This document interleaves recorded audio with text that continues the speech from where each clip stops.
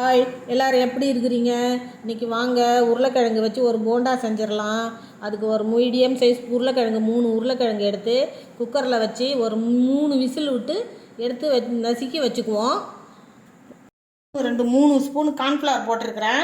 இதில் கொஞ்சம் pepper powder போட்டுக்கலாம்.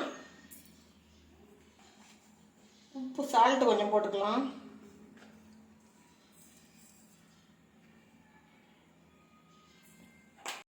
ஒரு 2 ஸ்பூன் அரிசி மாவு கலந்துக்கலாம்.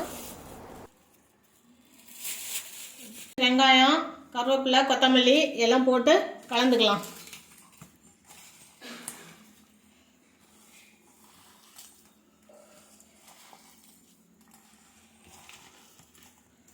எண்ணெய் காஞ்சிடுத்து ஒன்று ஒன்றா போட்டுக்கலாம்.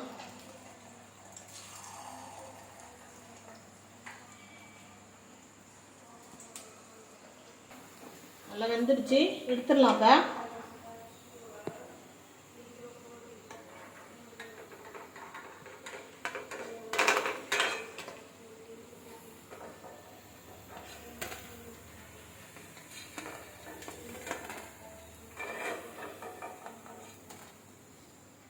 இப்போ இதே மாதிரி இன்னும் இருக்கிறதையும் போட்டு எடுத்துக்குவோம்.